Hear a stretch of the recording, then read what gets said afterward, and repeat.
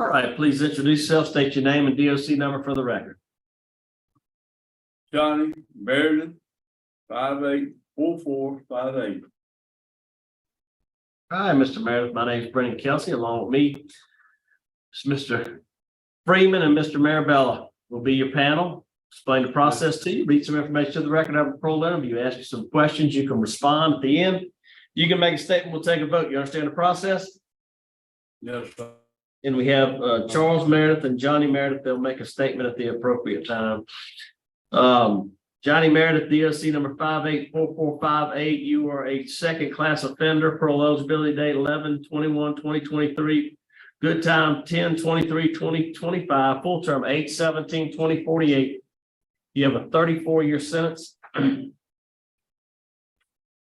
Legal carrying of weapons, distribution of meth, multiple distribution of meth, simple arson, simple burglary. You were revoked. Looks like in 17. Does that sound correct? Yes, sir.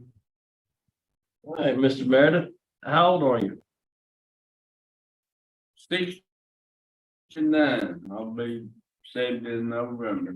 69-year-old. How long you been in jail on this 34-year sentence? I can't remember the date real well. But it's been too long, I know, but I wish I could remember those dates. But You've been in for a little while. Huh? Sir? You've been in jail for a little while. You been in? Yes, I have. How long, Ward? I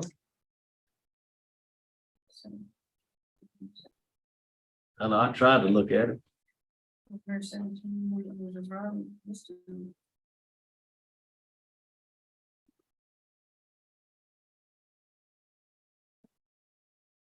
Yes. So it could be 12. He was originally sentenced in 2011. Right. Came through Hunt in 19 and Rayburn on January of 2020. Okay. What do you currently do there at the facility, Mr. Meredith? I'm sorry, I cut off and didn't hear all that. What do you do here? What I do here? Really, I'm not physically able to do anything. You got a duty status? You can't do anything. I see you have a cane. He has a cane. He's got some limited mobility. Okay. I had a bad brain injury in 2007. Deer run over me on my motorcycle and it put me in a coma for 9 months. Okay, so you're on a motorcycle and got hit by a deer and you've been in a coma. Okay. Yes, sir. Well, tell me why you're in jail, Mr. Johnnie. What the heck's going on with all this meth and all this simple arson and all this other stuff? What's up? You a meth user or dealer or what? Well, they claim I'm a dealer, but I'm not. I probably am a user, maybe. They claim you're a dealer. I mean, you're either a dealer or you're not a dealer. You're not a dealer?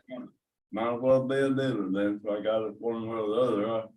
Were you a dealer or were you a user or you don't remember? No, I'm a dealer. You're a dealer and a user? Yes. Have you taken any classes or done anything to help yourself out? Yes. Yes, I took everything the Saul Parish had to offer on her twice. And I was then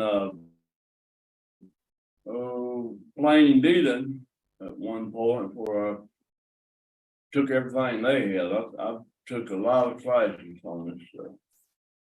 Taking a lot of classes. What you gonna do if you're released? Where you gonna go and what you gonna do?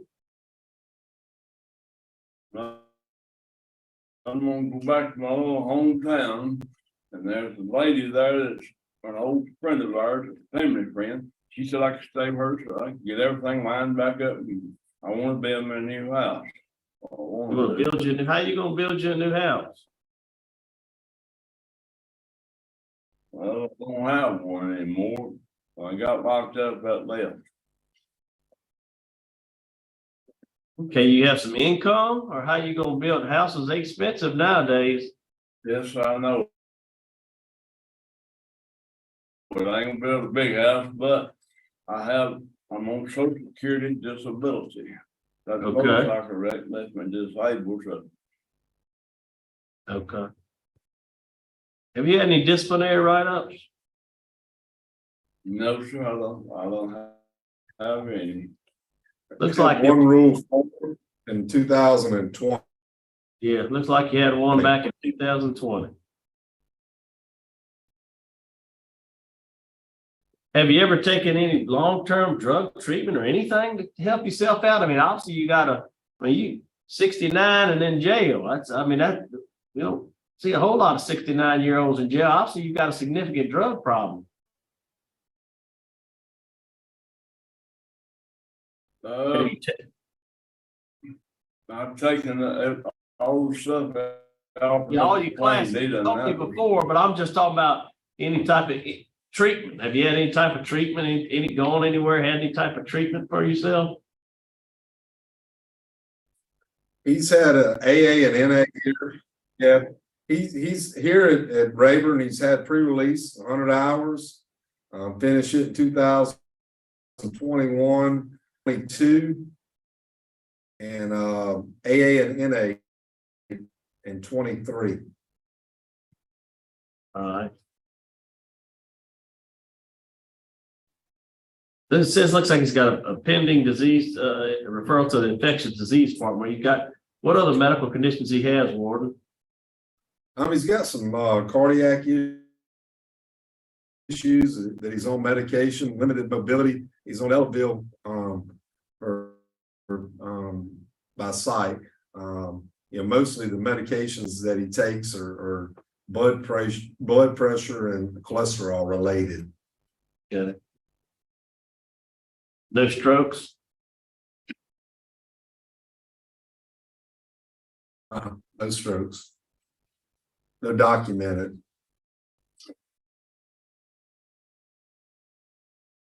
You got anything? He is followed by mental health. He is. Has a history of self-harm attempts and suicidal ideations. History of substance abuse. They follow him in here. Is he taking any mental health meds? Anxiety for depression? Just on Ellaville. Okay.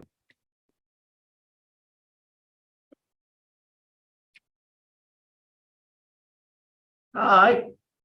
Yeah, we'll hear from Mr. Charles Meredith. Mr. Charles, you'd like to make a statement?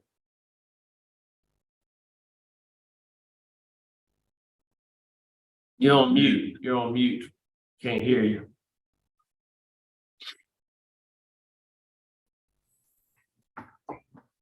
All right, I'm Charles Meredith. Okay, go ahead. Sir, Go ahead. Yes, sir. Go ahead. my name is Charles Meredith. I'm Johnnie Meredith's only and older brother. I'm 10 years and 2 months older than him.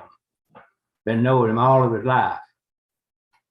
And later on in years, he got messed up real bad. And anyway, he had a lot of other problems, and they brought most all of them on himself. And a lot of them people don't even know about, but I know about a lot of them.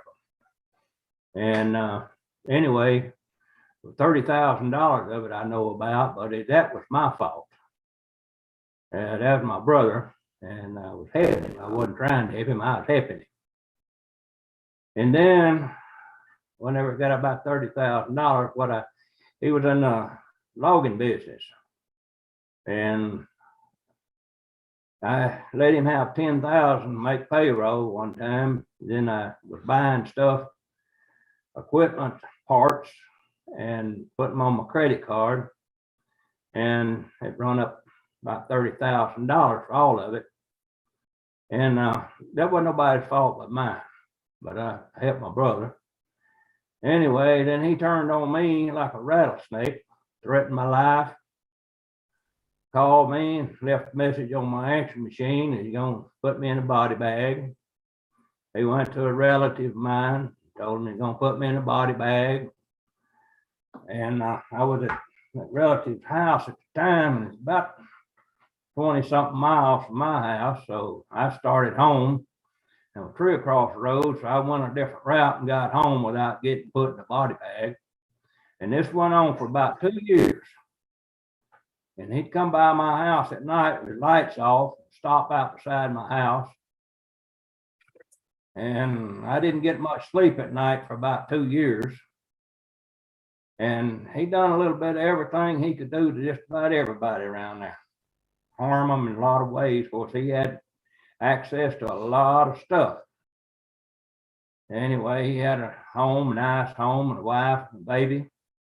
He'd already been previous married and had some other children. And one night his wife called me about a little after 2 o'clock in the morning. She was running down the road with a baby. Wanted me to come get her, and I went and got her. I said, come on, go to my house. No, I want to go back home. So I went back down there. He come to the door, and I thought it was going to be some serious problem. And I told him, I said, you need to let your wife and baby back in the house. And he did. Anyway, he done beat her up pretty good and blacked her eye and all. But anyway, it just continuously something like that. He tried to run over me one time. It stopped on a bridge and throwing a dead animal over, dead chicken rather. And he come by, and I thought he was going to hit me. But anyway, I had to be on guard for about 2 years. Yes, sir. One of the worst things after that, he had the sheriff and everybody in his back pocket, a couple of lawyers, and one of the DAs. And then they had another DA come up in a little different story, but nothing hardly ever got to that DA. He was going to come with me today, but the thing of it is about it, we was going to go to Baton Rouge, but he had to make the deposition, so he didn't make Yes. it. So it sounds like you sound like you opposed to his early release. Yes, sir. Very much. Okay. Yes, sir. Not just a little bit, very much. All right. Yes, sir. Thank you for your comments. We'll hear from Mr. Johnnie now. Mr. Johnnie, would you like to make a statement? Yes, sir. I'm his oldest son, and I witnessed him beat 2 stepmoms and 1 girlfriend. And you go help the women, and he turns on you.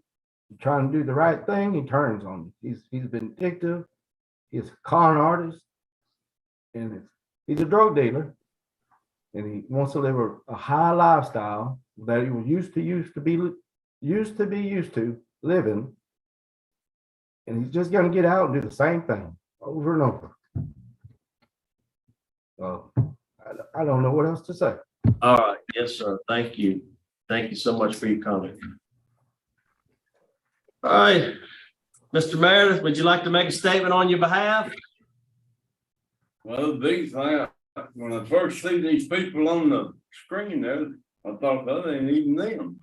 But they turn their head a certain way, not get to different length. I guess it's just been that long since I've seen either one of them, and they've changed. So I thought they'd sit up and just lie on me, but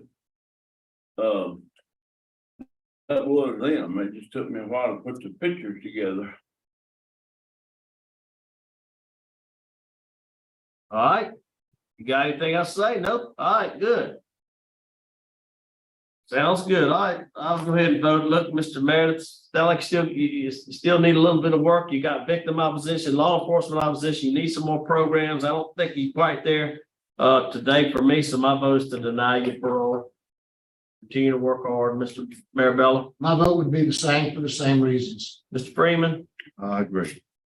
Yeah, 3 votes to deny your parole. Your parole's been denied, and we'll adjourn at 11:13 in Raven. Thank you, Warden.